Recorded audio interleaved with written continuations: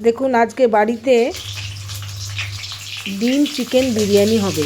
সেজন্য ডিমগুলো দেখুন একটু হলুদ নুন এসব দিয়ে একটুখানি ভেজে নেওয়া হচ্ছে।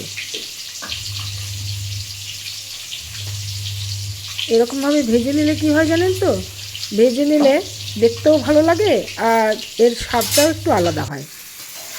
এরপর দেখুন আলু ভাজা হচ্ছে। এই বিরিয়ানির জন্য আলুটা ভাজা হলো। এইবারে দেখুন কড়াইয়ে পরিমাণ মতো তেল দিয়ে তার মধ্যে এবার আমি ফোড়ন দেবো। এই যে দেখুন তেজপাতা, গরম মশলা, দারচিনি এগুলো ফোড়নে দিলাম। এইবারে দেখুন পেঁয়াজ দিলাম। পেঁয়াজটাকে ভেজে নেব। পেঁয়াজটাকে মাংসের জন্য এটাকে ভালো করে ভেজে নেওয়া হচ্ছে। এবার দেখুন ম্যারিনেট করা মাংসটি এর মধ্যে দিলাম। এবার এটা কষাতে থাকবো, কষিয়ে নেওয়া হচ্ছে। চালগুলি কিন্তু দেখুন আগের থেকেই এখানে ধুয়ে একটু ভিজতে দেওয়া হয়েছে, জলটা ঝরিয়ে নেওয়া হয়েছে। এইবার দেখুন এই যে মাংসটা যে করা হচ্ছে তার মধ্যে দেখুন একটুখানি দিলাম, সস দিলাম। এবার দেখুন কেওড়া জল, গোলাপ জল এই সবগুলো একটুখানি দেওয়া হচ্ছে। এগুলো স্বাদ আনার জন্যই এগুলো দিতে হয়, এটাই নিয়ম। সেরকমভাবেই সব দেওয়া হচ্ছে।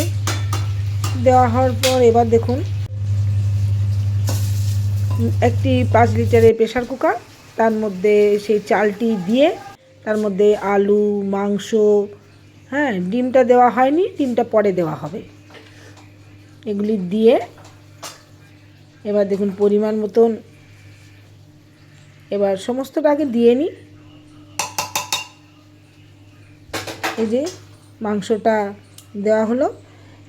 এবারে দেখুন এবার জল দেব, পরিমাণ মতো জল দিয়ে এবারে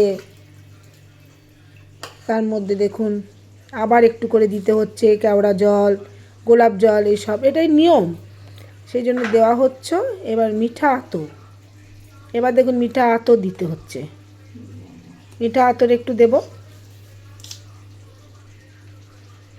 দাঁড়ান আগে কেটে নিই।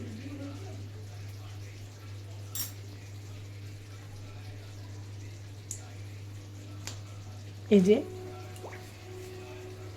এবার মিঠা আতরটা দিলাম, দেওয়ার পর এবার ঘি দিলাম, পরিমাণ মতো ঘি দিয়ে এইবার ভালো করে নেড়ে চেড়ে চাপিয়ে দিলাম রেডি বিরিয়ানি।